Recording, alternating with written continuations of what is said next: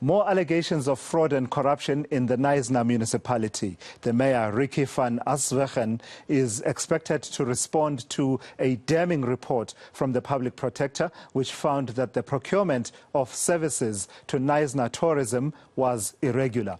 It involves an amount of 58 million rand. eNCA's Ronald Masinda is in Knysna and he's tracking this story for us. So, Ronald, give us the background to these findings by the public protector, this investigation by the public protector, and how it's now featuring in the politics of Knysna Municipality ahead of the elections.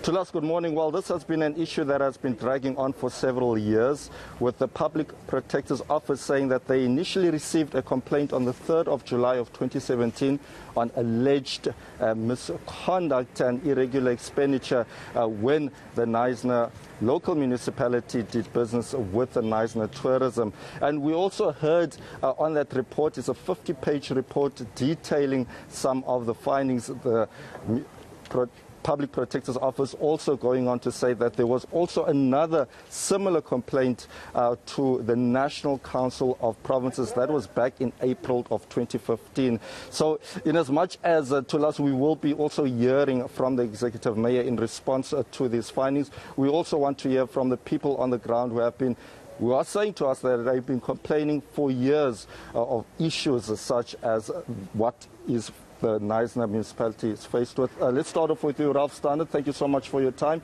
Does the Public Protector's findings come as a surprise? Good morning. I'm not sure whether it's morning or afternoon, and welcome in Knysna.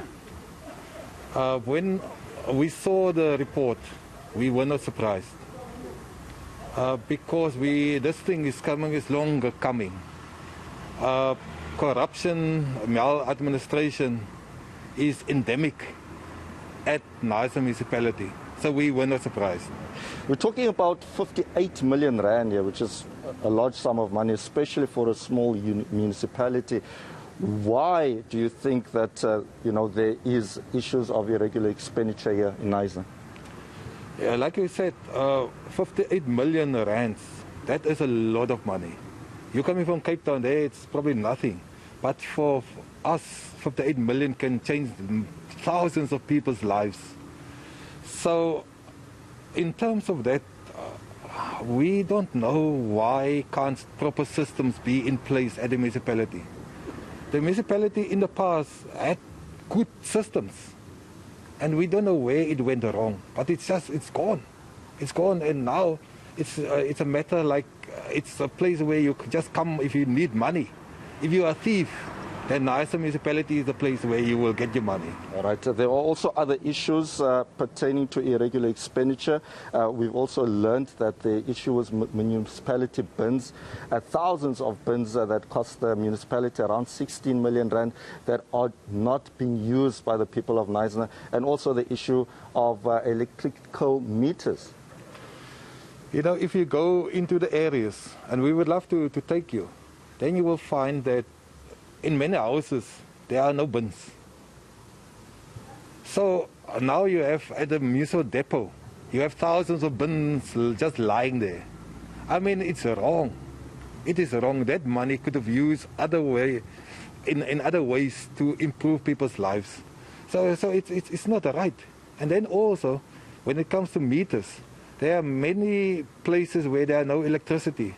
So why can't the municipality give meters and electricity to all the people? All right, Tulas, that's where we leave it. That was Ralph Stander. He is a member of Knysna United and also one of the ward candidates here in Knysna who will be campaigning for the Patriotic Alliance. There's a lot of issues at play here in terms of the politics in Knysna. Tulas, what we also heard from the smaller parties that a lot of people will prefer them because this municipality is led by the ANC and the DA. And many people, especially from poor communities, feel that their time is up. That is the big parties here in Knysna. But we will be hearing from the Executive Mayor at around 12 o'clock.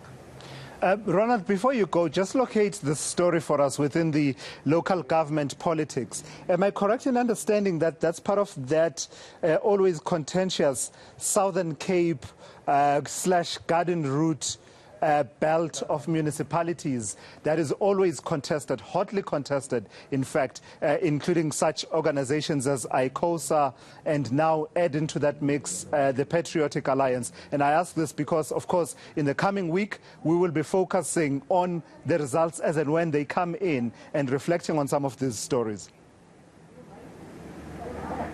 All right, so the main issue really at play here has been the relationship between the Knysna local municipality and the Knysna Tourism. And since the early 2000s, there have been reports of this relationship where it seemed like the municipality were doing special favors for the Knysna Tourism. And it seems like the issue at play has always been when it came to this issue between the two, the municipality and the tourism business, was that they didn't go through the correct tender processes, they didn't apply, and this has been also noted in a number of writings that we saw on that public protector report. So many people have been complaining. Some of them were even part of those political parties, the DA and the ANC, but they decided to break away to try and, according to them, to break the silence, because what we've also discovered here is that not only do we have the PA, but new parties, parties that are based here that could win 1 or 2 wards, such as the Knysna Independent Movement, which is garnering quite a number of support in the affluent neighborhoods of Knysna. We also heard that the EFF could also possibly win 1 or 2 wards, possibly. But what we do know is that the issue at play is that there's 21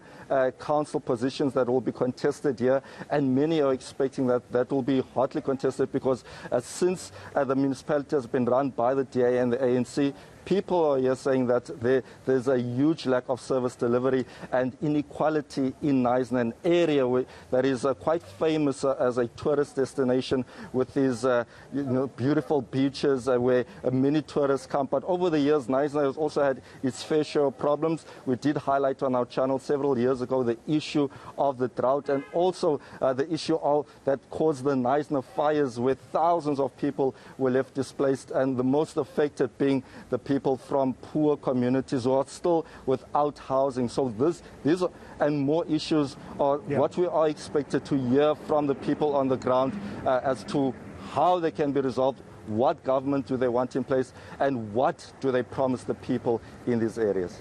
Where else would you find this kind of insight? Ronald Masinda, part of the formidable team that we've put together to bring you that moment of truth when South Africa votes in elections 2021. Those kinds of insights that you just heard now, look out for more of those from Ronald Masinda throughout our coverage of the elections. The Southern Cape, the Garden Route in particular, one of those really dynamic areas in as far as politics is concerned.